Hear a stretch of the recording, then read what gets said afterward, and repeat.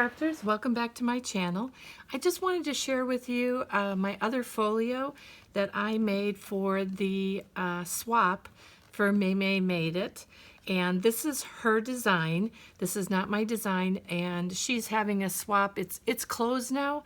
It's just we're at this point now where we're to be sending our folios in so they can be dispersed amongst the other swappers. But I showed you this one earlier. This is a blue fern collection that's I believe it's retired. I'm not sure if you can get it, but I used couple of my sheets that I had left for my stash, and these are Tim Holtz frames, and I put them on here with temporary tape so that they could be taken off, and the individual who gets this folio, they will be able to put pictures underneath there. So I'm going to show you my other folio. It's very different from this one in the sense of the paper collection that I used.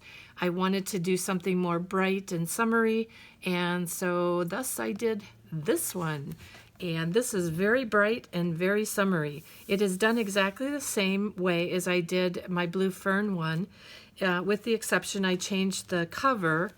I put a cut apart here, and I backed it with some paper that I have from Concord and Ninth. This color worked really well with that, and I had some of the pattern paper and put some pink pattern, this from the collection pattern paper there, to just make it break a little bit with the two patterns. But then I have some cut aparts here that I added to this little pocket, and thought they could put pictures on the back of that.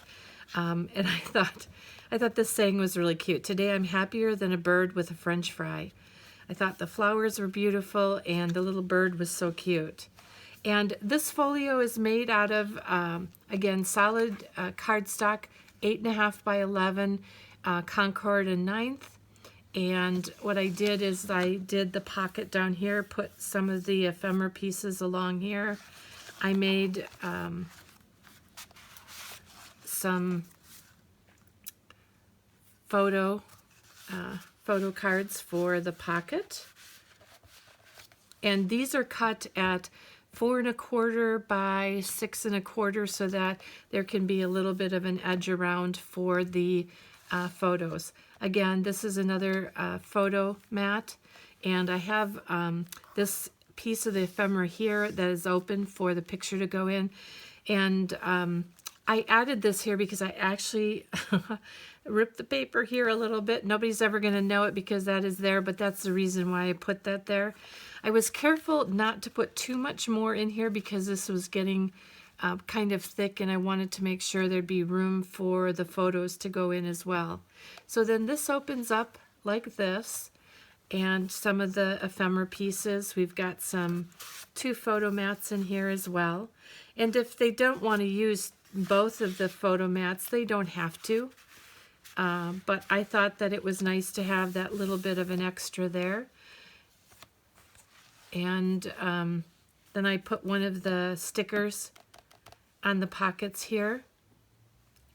And then this closes down, and then this opens up so that we have this side. And we've got a 4 by 6 photo, 4 by 6 photo, got some of the ephemera there. And then I took a couple of the cut aparts and I put them on here. They can be used for putting paper on the back for journaling, or however they would like to use it, or for little photos can be put on there as well. So I just left the back of this photo mat open, and the reason why I did that is this back is a little bit bigger than the pages in here, and I thought it would add a little bit of interest to that page. And then at the very back of the folio I have just the florals. Thought it looked really nice, and then that closes up. And I actually added 2 magnets this time for this because I thought it will stay closed a little bit better. But this is my second folio for this swap and the collaboration. If you want to know how to make this little folio, please go to MayMay's website, and it's called 3-page, might be called 3-Page Wonder. But if you look at it's the first video that says 3-page folio or something like that. And not there's one that's 6 by 6, and then this one is with 8.5 by 11 cardstock.